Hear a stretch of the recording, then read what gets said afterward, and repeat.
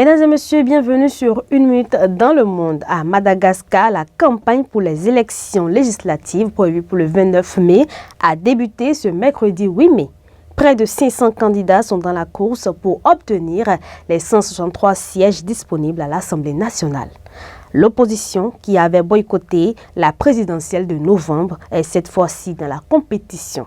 Dès le premier jour, l'ambiance était de mise.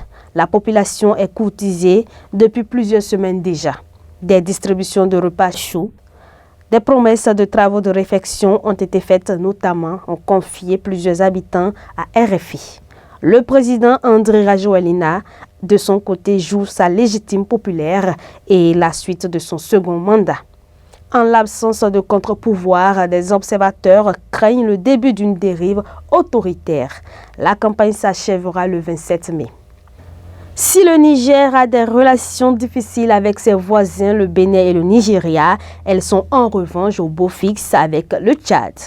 Les rencontres se succèdent entre les officiels des deux pays qui saluent leur coopération. En décembre, le premier ministre de la junte, Ali Mahaman Lamine Zeine, avait été reçu à N'Djamena par Mahamat Idrissa Déby.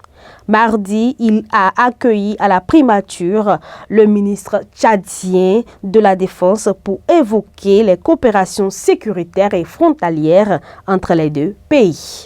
Selon une source sécuritaire tchadienne, N'Djamena travaille à la réintégration concrète de Niamey à cette force, car depuis le putsch, le Niger ne participe plus aux coopérations conjointes, refusant toujours de travailler avec le Nigeria. Les députés ukrainiens ont adopté le mercredi 8 mai en deuxième lecture un projet de loi permettant la mobilisation de certains détenus. Ces derniers auraient la possibilité d'aller combattre au front en échange d'une libération conditionnelle. Le texte doit encore passer entre les mains du président du Parlement et puis du Volodymyr Zelensky.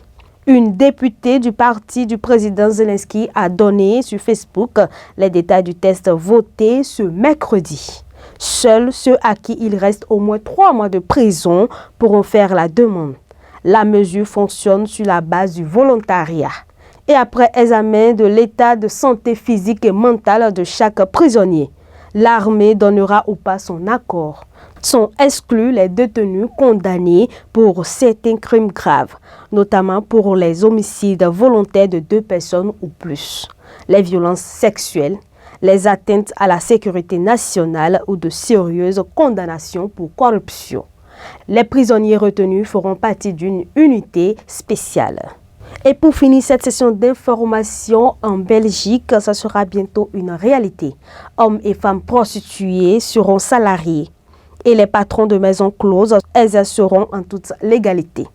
2 ans après avoir décriminalisé le travail du sexe, le Parlement belge a adopté la semaine dernière la toute première loi encadrant le salariat dans le secteur. La Belgique rejoint ainsi l'Allemagne, les Pays-Bas et la Nouvelle-Zélande qui autorisent déjà les formes de salariat dans le secteur. Le salariat peut donc permettre un accès plus simple aux droits sociaux.